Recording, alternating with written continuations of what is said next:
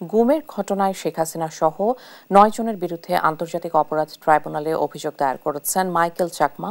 সেখানে রয়েছেন সহকর্মী সাবরিনা মজুমদার। সরাসরি যুক্ত হচ্ছে তার সঙ্গে। সাবরিনা, গুমের ঘটনায় অভিযোগ দায়ের সহ আর কি কি তথ্য রয়েছে আপনার কাছে?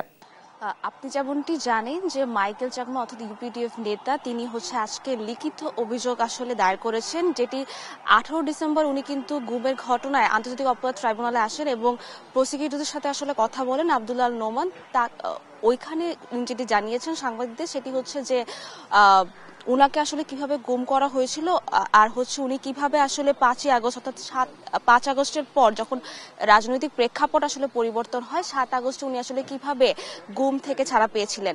এবং তিনি এটিও জানিয়েছিলেন যে একটি নির্বাচনী সমাবেশের সময় খাগড়াছড়িতে শেখ হাসিনা যখন গিয়েছিলেন তখন বিকাল 2টায় সমাবেশ শুরু হওয়ার কথা থাকলেও ছাত্রদলের সমাবেশ সেখানে বিকাল 4টায় আসলে শুরু হয় এবং সেখানে শেখ হাসিনা বলেছিলেন যে এই সমাবেশ যেহেতু 2 ঘন্টা দেরিতে শুরু হয়েছিল, তো সেটির পেছনে আসলে কারা রয়েছে তিনি তাদেরকে আসলে দেখে নেবেন।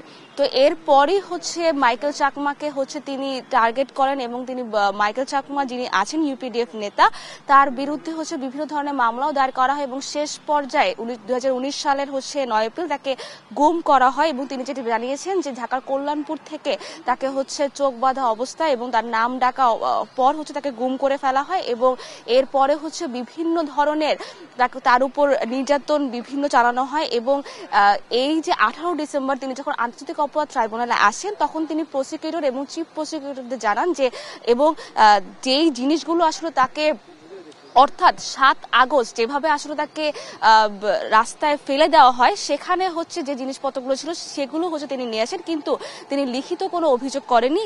আজকে তিনি লিখিত অভিযোগ দায়ের করতে এসেছেন। এখানে আব্দুল্লাহ আল নোমান প্রসিকিউটর যিনি ছিলেন তিনি উনি ওনার অভিযোগ নিয়েছেন এবং সেই সাথে শেখ হাসিনা এবং 9 জনের বিরুদ্ধে অভিযোগ দায়ের হয়েছে, কিন্তু বাকি যারা আছেন এই শেখ হাসিনা সহ তাদের নাম আমরা এখন পর্যন্ত জানতে পারিনি। আমরা প্রসিকিউটরের সাথে যখন কথা বলবো তখন আমরা জানতে পারবো যে শেখ হাসিনা সহ আসলে কাদের বিরুদ্ধে আসলে এই অভিযোগটি দায়ের হয়েছে। তো এই ছিল সর্বশেষ খবর আন্তর্জাতিক অপরাধ ট্রাইব্যুনাল থেকে সর্বশেষ। সাবরিনা, অনেক ধন্যবাদ আপনাকে। আন্তর্জাতিক অপরাধ ট্রাইব্যুনাল থেকে মামলা দায়ের নিয়ে বিস্তারিত জানাচ্ছিলেন সহকর্মী।